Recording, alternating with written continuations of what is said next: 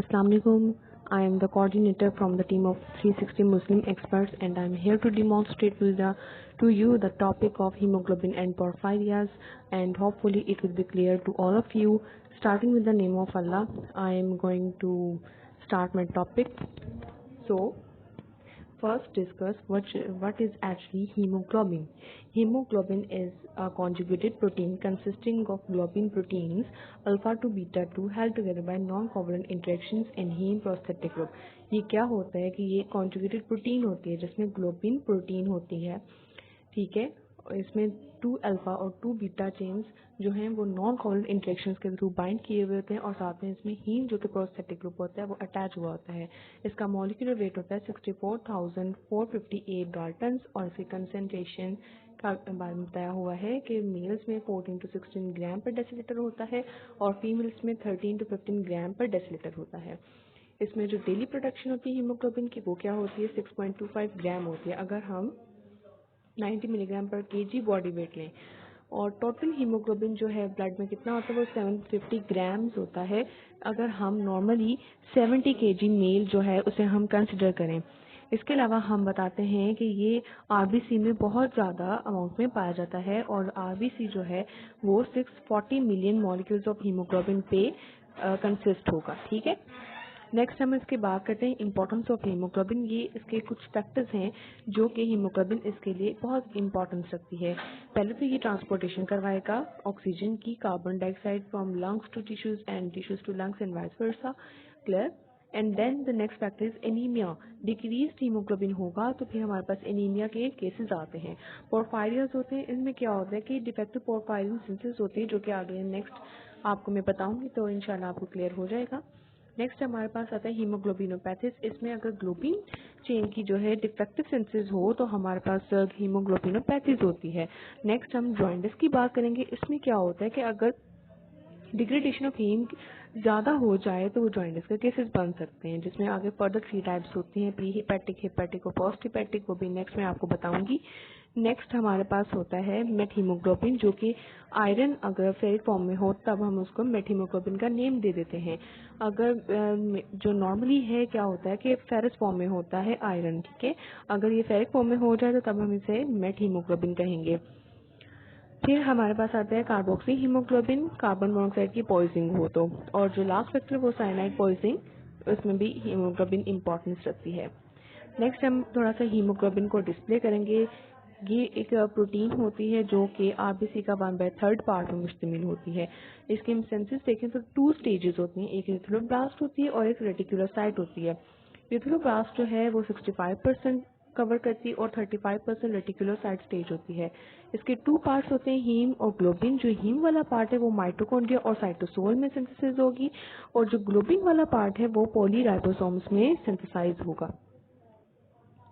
Next हम इसके haemoglobin जब सिंथेसिस हो रही होती है तो कुछ फैक्टर्स होते हैं जो इसको इफेक्ट कर रहे होते हैं। वो कौन कौन से फैक्टर्स आते हैं? वो मेटल्स आते हैं। मेटल्स में क्या हमारे पास आता है, आयरन होता है, कॉपर, मैग्नीज और कोबाल्ट। ये जो है हीमोग्लोबिन की सिंथेसिस को वेरी कर सकते हैं।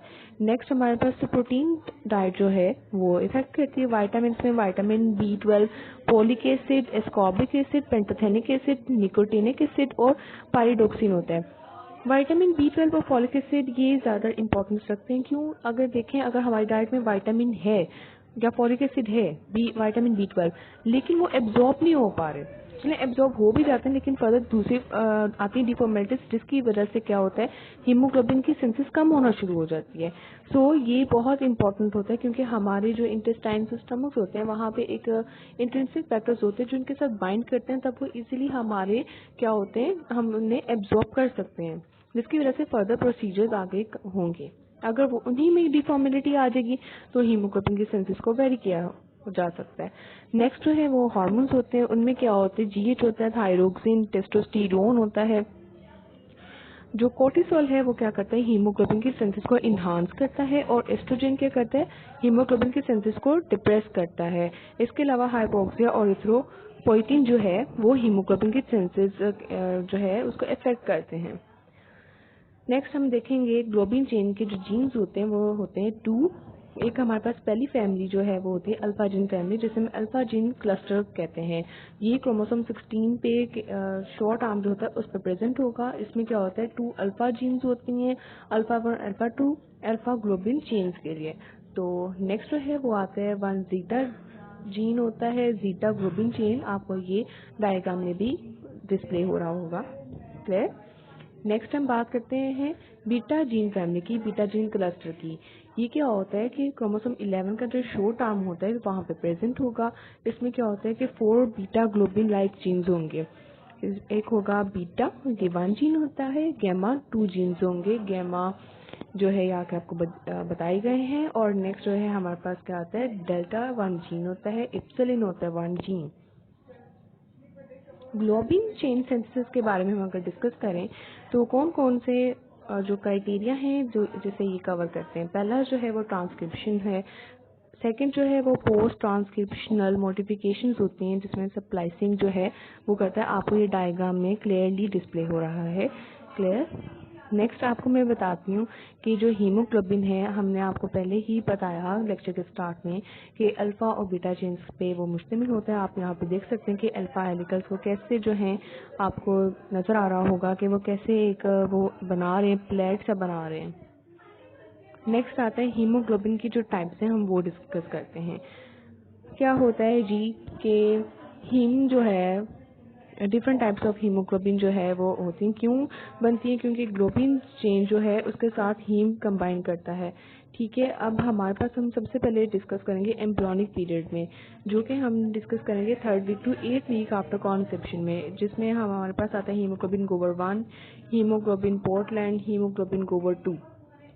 और नेक्स्ट हमारे पास फीटल पीरियड में देखें, ड्यूरिंग फीटल पीरियड जो कि 9th वीक अंटिल बर्थ होता है, जिसमें हीमोग्लोबिन एफ होता है, अल्फा 2 गैमा 2 और haemoglobin A alpha 2 beta 2 chains होती हैं। और एडल्ट में देखें तो हीमोग्लोबिन ए और हीमोग्लोबिन A2 वो बनेगा और हीमोग्लोबिन एफ। हम अब इसकी कुछ कंपोजिशन और फ्रैक्शन को मैं बताती हूँ। नॉर्मल एडल्ट हीमोग्लोबिन फॉर्म जो है हीमोग्लोबिन ए है, उसकी चेन कंपोजिशन कितनी होती है, मतलब क्या होता है उसकी चेन में, अल्फा 2 और बीटा 2 होगा। और उसका जो फ्रैक्शन है टोटल हीमोग्लोबिन का वो कितना कवर कर रही होती है, 90% कवर करेगी। इसी तरह फीटल हीमोग्लोबिन के बारे में बात करेंगे तो वो उसकी चेन में 2 अल्फाज होंगी और 2 गैमा होंगी, और वो लेस देन 2% जो है हीमोग्लोबिन का कॉम्प्राइज करेगी। तो नेक्स्ट हमारे पास आता है हीमोग्लोबिन A2, वो अल्फा 2 और जो है डेल्टा 2, ये इस पे चेन इसकी कंपोज होती है और A2 to 5% बनाती है हीमोग्लोबिन का, क्लियर। नेक्स्ट हम बात करते हैं एडल्ट हीमोग्लोबिन की, जिसमें क्या होता है 2 अल्फा और 2 बीटा चेन्स होते हैं। अल्फा चेन में क्या होता है 141 अमाइनो एसिड्स होते हैं और बीटा चेन में 146 अमाइनो एसिड्स होते हैं।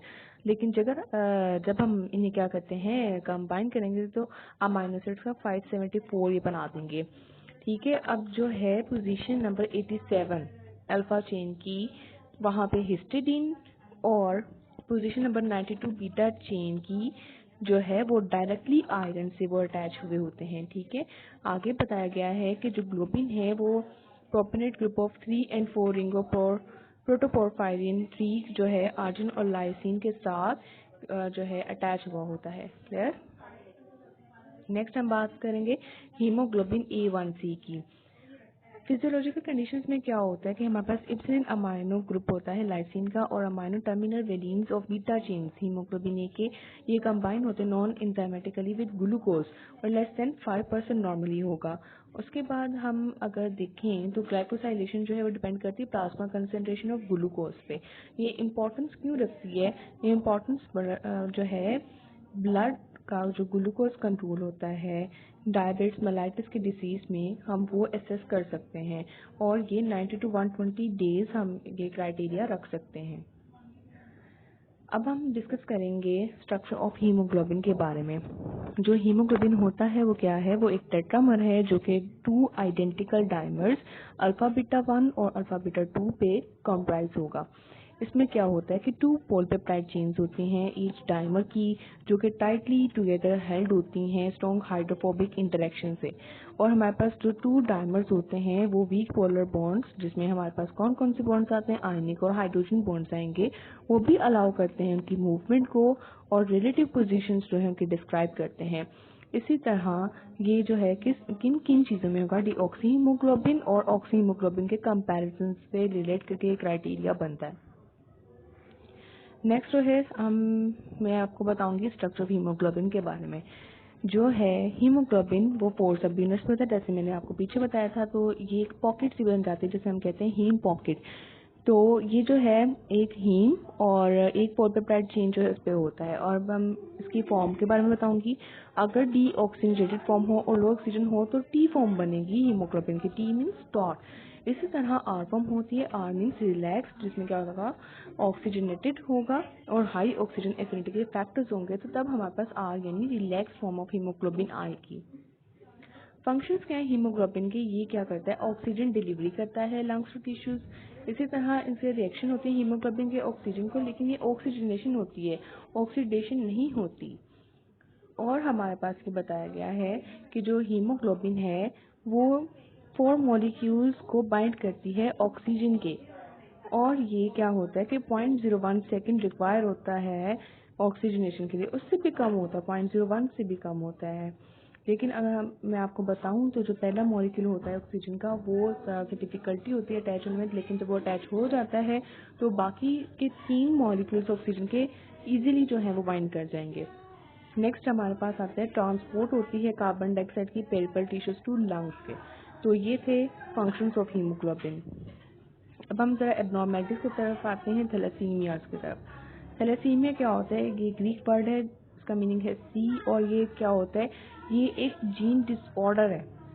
और ये Mediterranean countries like Italy, Greek, China, south east Asia, ये उसमें कॉमन होती है। और ये सिंथेसिस होती है क्या, अल्फा और बीटा जीन की अगर डिफेक्ट्स हो जाएं उनकी सिंथेसिस में, तो तब थैलेसीमिया जो है वो ऑकरेंसेस की हो सकती है। और इसमें क्या होता है, इसमें म्यूटेशंस आती हैं, जीन डिलीशंस हो सकती हैं, सब्स्टिट्यूशंस हो सकती हैं, और जो है डिलीशंस होती हैं न्यूक्लियोटाइड्स की डीएनए में, 1 to many न्यूक्लियोटाइड्स इसमें हो सकते हैं। अब हम इसके टाइप्स को मैं आपको बताऊंगी। एक होता है बीटा थैलेसीमिया और एक दूसरी टाइप होती है अल्फा थैलेसीमिया। बीटा थैलेसीमिया में क्या होता है कि बीटा ग्लोबिन चेन अगर उसकी सेंसिटिविटी डिक्रीज हो जाए या वो एब्सेंट हो जाए, तो तब हम थैलेसीमिया को बीटा थैलेसीमिया कहते हैं। बीटा थैलेसीमिया के ट्रेट क्या होते हैं कि उसमें बीटा ग्लोबिन जीन जो है वो डिफेक्टिव होता है, और बीटा थैलेसीमिया मेजर होता है, उसमें कूलेज एनीमिया होता है, उसमें दोनों जीन्स डिफेक्टिव होते हैं। आपको डायग्राम में भी दिखा रहे हैं कि जो ये एक ब्लैक और वाइट वाला है उसमें देखें तो आप बीटा थैलेसीमिया माइनर है, क्योंकि एक वाइट और एक ब्लैक है तो एक ही जीन डिफेक्ट हो रहा है ना। अगर दोनों ही हो जाएंगे तो क्या होगा, बीटा थैलेसीमिया मेजर, जिसे हम कहते हैं कूलेज एनीमिया। ठीक है, इसके क्लिनिकल फीचर्स क्या होते हैं कूलेज एनीमिया के, अब सेवरल मंथ्स होते हैं, बट के बाद जब ये अपीयर होना शुरू होता है, हेमोलिटिक एनीमिया होता है, मेडुलरी और एक्स्ट्रा मेडुलरी इरिथ्रोपॉइसिस होती है। ट्रीटमेंट क्या होता है कि इसमें रेगुलर ब्लड ट्रांसफ्यूजन होती हैं, आयरन चेलेशन थेरेपी होता है, बोन मैरो रिप्लेसमेंट होती है।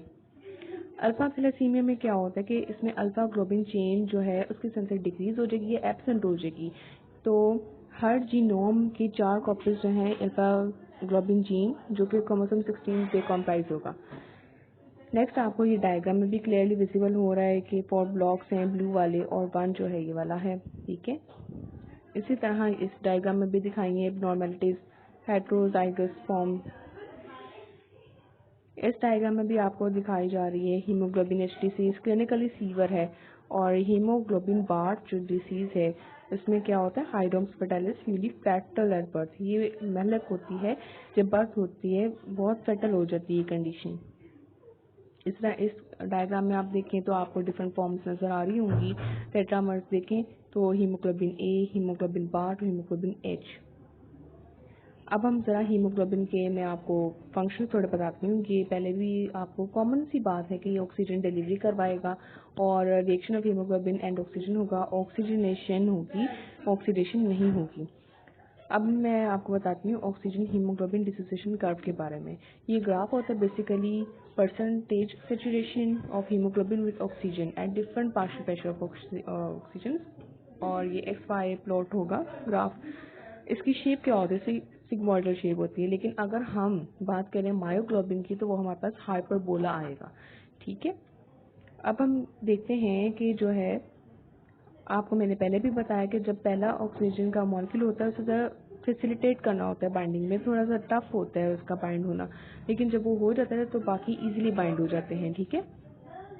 और नेक्स्ट पार्ट आया पार्शियल प्रेशर ऑफ जो है ऑक्सीजन का हीमोग्लोबिन के साथ हाफ सेचुरेटेड होगा। हीमोग्लोबिन ए का 26.6 मिलीमीटर मर्करी होता है, मायोग्लोबिन का 1 मिलीमीटर मर्करी होता है, और हीमोग्लोबिन एफ का जो है 20 मिलीमीटर मर्करी होता है। नेक्स्ट आपको यहाँ पे इस ग्राफ में डिस्प्ले किया गया है ऑक्सीजन हीमोग्लोबिन जो है डिसोसिएशन कर्व, उसमें आप देखेंगे तो पार्शियल प्रेशर ऑफ ऑक्सीजन और जो है बाकी आपको वेरिएबल्स नज़र आ रहे हैं, तो इसमें आपको क्लियरली पता चल जाएगा। नेक्स्ट जो है हीमोग्लोबिन ऑक्सीजन डिसोसिएशन कर्व होता है, इसमें राइट शिफ्ट होता है और एक होता है लेफ्ट शिफ्ट होता है। राइट शिफ्ट में क्या होगा कि ऑक्सीजन डिलीवरी जो है उसमें ऑक्सीजन एफिनिटी कम होगी तो इजीली ऑक्सीजन मिल जाएगी। इसके फैक्टर्स कौन कौन से हैं? 2,3 बीपीजी और हाई ऑक्सीजन हाई जो है हाइड्रोजन कंसंट्रेशन यानी लो पीएच और हाई कार्बन डाइऑक्साइड और हीमोग्लोबिन एस जो है। लेफ्ट शिफ्ट में देखें तो उसके कौन कौन से फैक्टर्स होंगे? लो 2,3 बीपीजी और हीमोग्लोबिन एफ लो जो है हाइड्रोजन कंसंट्रेशन। जब ये फैक्टर्स होंगे तो हमारे पास क्या होगा कि ऑक्सीजन की एफिनिटी हाई हो जाएगी और जो है ऑक्सीजन गिव अप करना रेडली कम हो जाएगा। एलिस्टरी के फैक्टर्स को मैं आपको जल्दी से बताती हूँ क्या होता है कि हीमोग्लोबिन जो है रिवर्सिबली बाइंड करता है ऑक्सीजन के साथ, लेकिन कुछ फैक्टर्स होते हैं जिसे इफेक्ट करते हैं, जिसमें पार्शियल प्रेशर ऑक्सीजन आता है, हाइड्रोजन आयन कंसंट्रेशन होते हैं, कार्बन डाइऑक्साइड का पार्शियल प्रेशर होता है, 2,3 बीपीजी और कार्बन मोनोऑक्साइड के फैक्टर्स हैं जो इफेक्ट करते हैं। पीएच और carbon partial pressure carbon dioxide बहुत इफेक्ट हम देखते हैं। तो इसमें क्या होता है आपको ये दिखाया गया है कि ब्लड या टिश्यू के लेवल में पहले कार्बन डाइऑक्साइड वाटर के साथ कंबाइन करता है, तो हमारे पास क्या होता है बाइकार्बोनेट आयन बनता है, जिससे फिर वो आगे कार्बोनिक एसिड ऐसे फैक्टर्स आएंगे आगे और ये फिर लंग्स पे जाके हमारे पास ऑक्सीजन रिलीज होती है टिश्यूज पे जाके, ठीक है। और उसके बाद हमने आपको बताया carb amino haemoglobin in RBC, ये रिएक्शन दिखाया गया है। कंसंट्रेशन 2,3 बीपीजी जो है वो है आरबीसी में देखें तो 2,3 बीपीजी जो है क्या करता है, एफिनिटी इसकी कम हो रही है हीमोग्लोबिन की ऑक्सीजन के साथ, और ये कर्व जो है वो राइट पे शिफ्ट होगा, जिसका मतलब है कि ऑक्सीजन की डिलीवरी टिश्यूज पे ज़्यादा हो जाएगी, और ये आपको रिएक्शन यहाँ पे इजीली दिखाया है। और इस डायग्राम में देखें तो यहाँ पे आपको दिखाई दे रहा होगा अल्फा और बीटा के डायमर्स जो हैं वो कैसे हीम पॉकेट के साथ यूनाइट हुए हुए हैं। नेक्स्ट है 2,3 बीपीजी और क्रॉनिक हाइपोक्सिया और एनीमिया। एम्फाइसमा हाई एल्टीट्यूड और एनीमिया जो है सर्कुलेटिंग हीमोग्लोबिन जो है फिर डिफ़िकल्टी होगी ऑक्सीजन को जो है रिसीव करने के लिए। इसी तरह जो है अगर 2,3 बीपीजी के लेवल्स को इंक्रीज कर दिया जाए तो क्या होगा कि loading of oxygen in the capillaries of tissues क्या हो जाएगा हमारे पास उसके थोड़ी सी एब्नॉर्मेलिटीज आएंगी। इसी तरह जो है स्टोर्ड ब्लड में अगर 2,3 बीपीजी कम हो जाएगा, जिसमें क्या होगा कि वो फिर हमारे पास क्या होगा कि ब्लड जो है वो फेल हो जाता है ऑक्सीजन को अनलोड करने में, ठीक है, ऑक्सीजन ट्रैप हो जाती है और जो है इन वो सीन वैसे प्रिवेंट करता है। कार्बन मोनोऑक्साइड का हम देखें तो जो है वो जब आयरन के साथ कंबाइन होगा तो क्या होगा कि 4 साइड पे होता है और हीमोग्लोबिन शिफ्ट जो है वो क्या होता है ऑक्सीजन मोर एफिनिटी होता है। इस तरह affinity of haemoglobin for carbon dioxide is 220 times greater than for oxygen. और हमारे पास क्या होता है डिटेक्शन ऑफ पोरफायरिन्स होता है, इसमें हम जो है आगे मैं आपको बताऊंगी पोरफायरिन्स क्या होते हैं। वो मतलब कि हीमोग्लोबिन जब बायोसिंथेसिस होती है तो उसके रिलेटिव स्टेप्स में क्या होता है कि कुछ डिफॉर्मिटीज आती हैं, तो जिसकी वजह से क्या होता है कि उन हम प्रोफाइलर्स का नाम दे देते हैं, तो इसे मेजर करते हैं स्पेक्ट्रोफोटोमेट्रिक मेथड के थ्रू और एब्जॉर्प्शन स्पेक्ट्रम के मेथड के थ्रू, जो कि सॉलिड बैंड जो है अगर वो बनते हैं यूवी लाइट से, और स्पेक्ट्रोफोटोमीटर इसमें हम यूज़ करते हैं। टाइप्स ऑफ प्रोफाइलर्स हमारे पास इनहेरिटेड होते हैं, जेनेटिक्स में 6 मेजर टाइप्स होते हैं, एक वाइड होते हैं जिसमें लेड टॉक्सिसिटी और ड्रग इंड्यूस्ड होगा। डायग्नोसिस हम कैसे करेंगे, liver cell, RBC forming cell, इनके थ्रू हम जो है डायग्नोस कर लेंगे। इनहेरिटेड पोरफायरिन्स में क्या होता है कि इसमें एंजाइम डेफिशिएंसी होती है, बोन मैरो फॉर्मिंग सेल्स जो हैं लीवर में जो आरबीसी वो बनाना कम हो जाएंगे। ये होता है हमारे पास इरिथ्रोपोइटिक और हेपेटिक। जो हेपेटिक जो एक्यूट और क्रॉनिक होता है और सारे इनहेरिटेड होते हैं, ऑटोसोमल डोमिनेंट होते हैं। इरिथ्रोपोइटिक पोर्फायरिया जो है ये क्या होता है, कंजेनिटल इरिथ्रोपोइटिक पोर्फायरिया होता है, ऑटोसोमल रिसेसिव इरिथ्रोपोइटिक प्रोटोपोर्फायरिया होता है। हेपेटिक पोर्फायरियास में देखें तो हमारे पास क्लिनिकल फीचर्स एक्यूट पोर्फायरिया होगा, जिसमें जो है एक्यूट इंटरमिटेंट पोर्फायरिया, हेरिडिटरी पोर्फायरिया, वेरिगेट पोर्फायरिया। इसके अलावा हमारे पास होगा क्यूटेनियस पोर्फायरिया, जो कि पोर्फायरिया क्यूटेनिया टाटा, जो कि मोस्ट कॉमन होगा। पोर्फायरियस का अगर आपको दिखाएं तो यहाँ पे ग्लाइसिन प्लस सक्सिनाइल कोए जो है वो बनाएंगे, और एएलए जो है आगे इसके फर्दर स्टेप्स होंगे, ये आपको दिखाई दे रहे हैं। तो इनमें इन स्टेप्स में क्या होगा कि इनमें एबनॉर्मेलिटीज आएगी, जिसकी वजह से क्या होगा कि हमारे पास हीमोग्लोबिन प्रॉपर्ली जो हीम जो है वो प्रॉपर्ली नहीं बन पाएगा। यहाँ पे भी वही स्टेप सारे दिखाए हैं। अब यहाँ पर देखें आप, इरिथ्रोपोइटिक प्रोटोपोर्फायरिया जो है वो जब हीम ने लास्ट स्टेप में बना होता है को फेरेटिलेटेज एंजाइम है, उसमें एबनॉर्मेलिटी आएगी, जिसकी वजह से क्या होगा कि हीम हमारे पास नहीं बन पाएगी सही तरीके से। अब हम देखेंगे कि इफेक्ट्स क्या होते हैं। इसमें आते हैं म्यूटेशन आ जाती है वेरियस जीन्स में, और एबनॉर्मेलिटीज होती हैं एंजाइम्स की हीम सिंथेसिस में, और एक्यूमुलेशन होता है एएलए और पीबीजी, ठीक है। और हमारे पास हाइपोक्सिया होता है टिश्यूज का, और न्यूरोसाइकेस्टिक सिम्टम्स और साइंस आते हैं। और हमारे पास कहते हैं म्यूटेशंस इन वेरियस जीन्स होती हैं, फोटो सेंसिटिविटी, और ये इस तरीके के फैक्टर्स आएंगे। और यहाँ पे इस टेबल में सारा डिस्क्राइब किया गया है। ये डिसीजेज आप देख सकते हैं, इरिथ्रोपोइटिक, हेपेटिक, और ये जो है हेपेटिक हैं। ये एंजाइम डिफेक्ट देखें तो एएलए सिंथेज होगा इरिथ्रोपोइटिक में, एक्सटेंस साइडेरोप्लास्टिक एनीमिया में, और इसके साइन एंड सिम्टम्स क्या होते हैं, एनीमिया। लैब टेस्ट में देखें तो आरबीसी कम आएंगे हमारे पास। इसी तरह जब हम हेपेटिक वाले सेकंड केस में देखें तो उसमें एएलए डिहाइड्रेटेज एंजाइम डिफेक्ट होगा, और एब्डोमिनल पेन, न्यूरोसाइकेस्टिक, और हमारे पास इस तरीके के सिम्टम्स आएंगे। और जो लैब टेस्ट है इसमें यूरिनरी एएलए ज़्यादा होगा हमारे पास।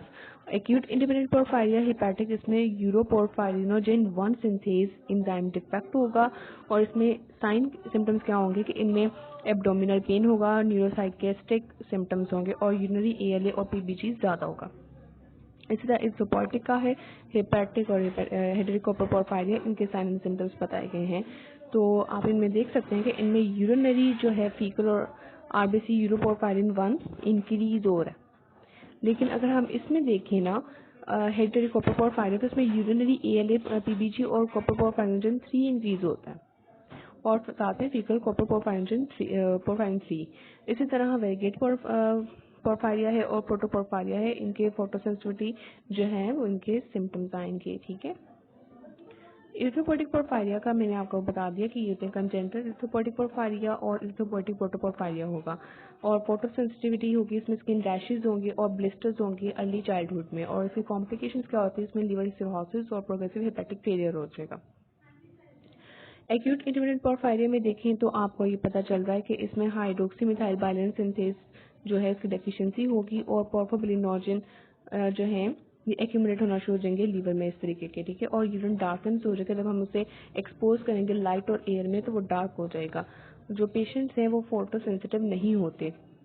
पोर्फायरिया क्यूटेनिया टार्डा के केस में क्या होता है कि एक्सपोजर टू सनलाइट होगा, alcohol injection, hepatic iron overload, cases of hepatitis B और सी इन्फेक्शन होंगे, एचआईवी इन्फेक्शन, और पेशेंट्स जो हैं या ये डिसीज जो है फोटो सेंसिटिव की कॉज में आती है।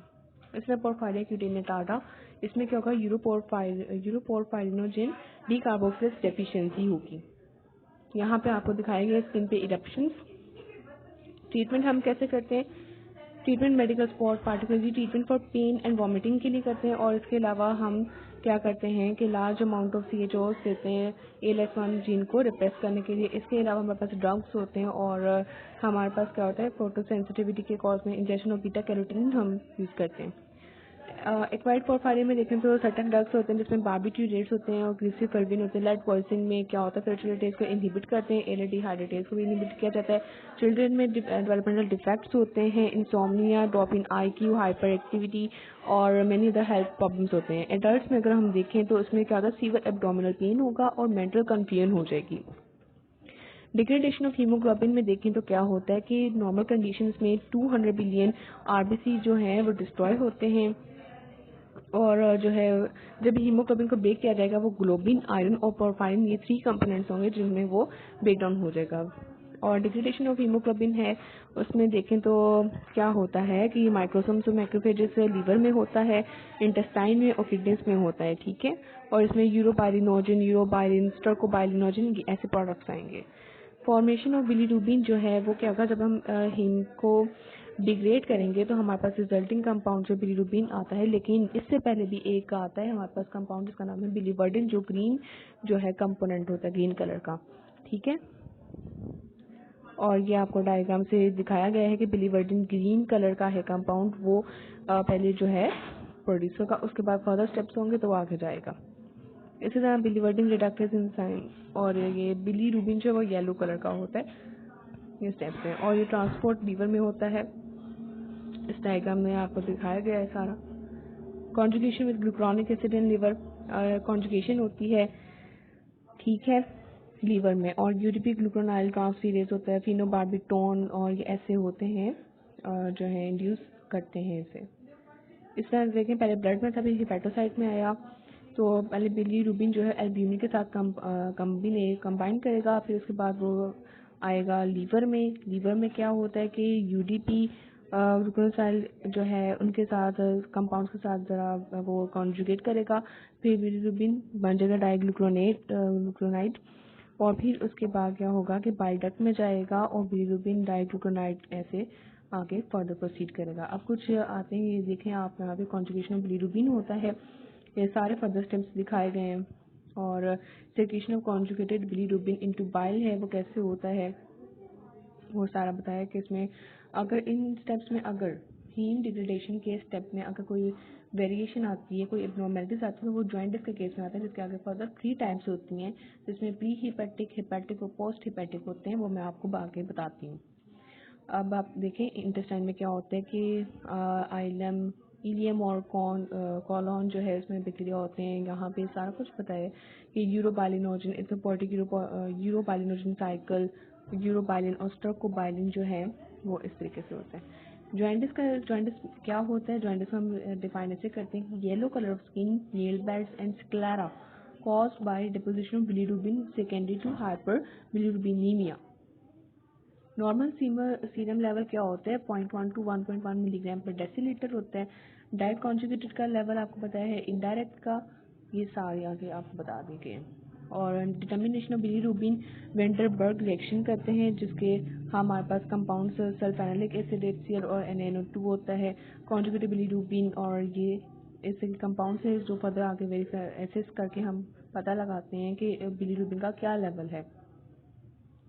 यहाँ पे आप देख सकते हैं प्रॉपर्टी अनकॉन्जुगेटेड, इनडायरेक्ट और कॉन्जुगेटेड डायरेक्ट बिलीरुबिन का। सॉलिबिलिटी देखें तो लिपिड जो है वो सॉल्युबल होता है लिपिड में, ठीक है, और जो कॉन्जुगेटेड वाला होता है वो वाटर में सॉल्युबल होता है। एक्सक्रीशन यूरिन इनडायरेक्ट वाले की नो है और डायरेक्ट वाले की येस है। और इसी तरह जब हम डिपोजिशन की बात करेंगे ब्रेन न्यूक्लियाई में, तो इनडायरेक्ट वाले की येस है और डायरेक्ट वाले की नो है। इसी तरह प्लाज्मा लेवल रेजेस इन किसमें होगा, प्री हिपैटिक जॉइंटिस में, और हिपैटिक और पोस्ट हिपैटिक जॉइंटिस में क्या होगा, डायरेक्ट होगा। नेक्स्ट आता है हमारे पास इसकी कंडीशंस, आप देखें जो सीरम बिलीरुबिन होता है, यूरन यूरोबाइलिनोजन, यूरन बिलीरुबिन और फीटल जो है यूरोबाइलिनोजन, इसके बारे में आपको बताया गया। टाइप्स ऑफ जॉइंटिस है, ये आपको मैं क्लियर करती हूँ।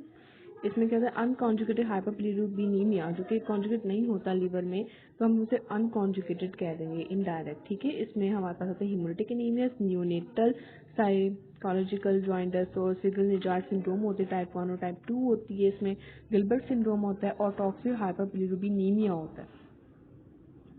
यहाँ पे आपको दिखाया कि ओवर प्रोडक्शन बिलीरुबिन हो, रिटेंशन हाइपरबिलीरुबिनीमिया और वर्जिटेंट हाइपरबिलीरुबिनीमिया के कॉजेज आपको बताएं। इसी तरह प्री हिपैटिक और हिमोलिटिक जॉइंटिस होता है।